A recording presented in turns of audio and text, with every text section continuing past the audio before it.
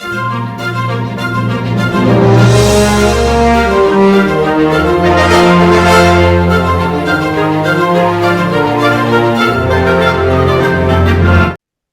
and what was your reaction when little Al didn't qualify the next year? And in the bigger picture, Penske. Yeah, I remember that was also extremely heartbreaking. My parents were both crying.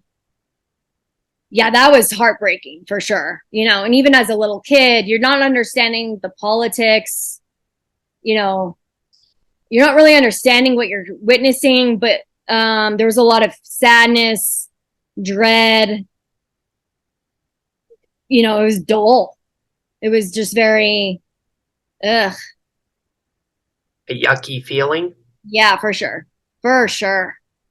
Is Because Al that Jr. definitely telling? changed a lot, after that. Like, because, the Indianapolis 500 for not just my dad, but also just my family, right? Like, that was, that's a big race.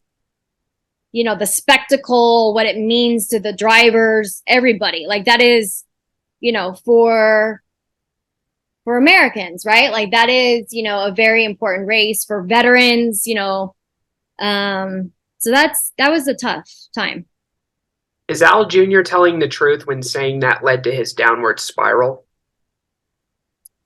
Yeah, for sure. What For happened after that led to such a tough time for you all? I mean, because uh, racing for my dad, my family, I mean, it was everything to him, right? So, and especially that race, like it was everything to him. And Hmm. so when you don't have what is everything to you, Hmm. you suddenly start to find it in everything else. And so kind of, his drinking became very heavily and especially, for us kind of growing up, it was sex, drugs, rock and roll. It was a lot of that, a lot of partying, and as kids you don't really understand like what you're seeing and witnessing and stuff, but yeah, those were tough days, but as kids we didn't really understand a lot of that, and you're not having adult conversations as kids with, you're not having those conversations. Yeah, I read in Al Jr.'s book that he attempted suicide. What happened with that, if you know? I mean, he did several times throughout his life.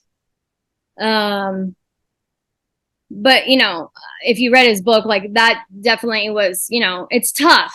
Like that's racing to him was everything. And so, you know, it, going through a lot of emotions, you don't, and especially if you don't have a lot of stability in your own mind, you only have certain options. And if you're not working through things in a stable manner, you you only got one certain direction. And as kids we don't have a relationship with our father in that certain way, so he only thought of that as his way out, and his relationship with racing was it for him. And Hmm. so he's got, he's working through a lot of stuff, but for him that was his way of dealing with it, and as he thought. And you know but I think a lot of professional athletes go through a lot of this, whether it be football players, baseball players, basketball. Um it's tough, and as drivers, they don't, yes, they have a team, they've got a pit crew, but they're on their own on the track. It's not like this. It's the similarities are very, it's very different when you have football players as a team on the field. It's very different. Yeah, that makes sense. So what do you do for disabled people? I do a lot. I started the foundation after I became paralyzed in 1999. And our mission has got three pillars, awareness for transverse myelitis, because it's a rare disorder, but it gets misdiagnosed.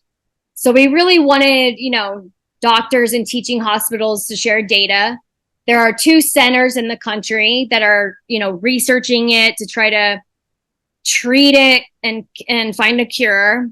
One is at Johns Hopkins, and there's an amazing team of doctors there, and one of them is at UT Southwestern in Texas. So I do a lot around awareness. The other sort of pillar is advocacy. So I do a lot with the Christopher and Dana Reeve Foundation in terms of quality of life. I do a lot around advocacy in terms of, rights and legislation. Right now, there's a, really big push around an airline bill to try to really help the airline industry learn how to really treat our wheelchairs better, because when we travel, a lot of our wheelchairs get damaged or left behind, and we can't have that. We don't, it's all about, we want to travel the world, and, our wheelchairs represent our legs and our bodies. So, we want to really kind of help the airline industry with laws, because they're, so then I do a lot with the Christopher and Dana Reeve Foundation. And I do a lot around, I wrote an article for US News and World Report called Wheelchair Barbie Goes to the Gynecologist, which then has turned into a 1 hour long presentation with the same title. So I go around the country, deliver a grand rounds presentation. I've been to over approximately 30 different universities, really changing the mindset around sexual and reproductive health for women with disabilities, because there are two barriers that sort of prevent care. One is sort of the physical barrier of the exam table, and that really transcends over to primary care. And the second barrier is a lot of providers don't think that we're sexually active. There's a lot of stigma and discrimination around that. So I've been doing that, which really led me to where I'm at now with my PhD degree at the University of New Mexico. Mm-hmm. And then we've done a lot around the adaptive scuba portion. So I'm a PADI ambassador diver. So we're trying, with the quality of life and really trying to push adaptive scuba. So yeah, so, the Cody Unser First Step Foundation has done a lot, and we're really excited to continue to do the same thing. So yeah. That's awesome. So yeah. You're a very driven person. Oh yeah, for sure. Determined, passionate, and, I just live life to the fullest. I can't use my feet. I can't push the gas, in a car, but I definitely I've been pulled over a few times by the cops because I speed a little bit, just like my family. And so I've been told that I have a lead hand, not a lead foot. But yeah, no, I'm driven, I'm determined, and just really want to help make a difference. For sure. Good to hear. So where can people find you?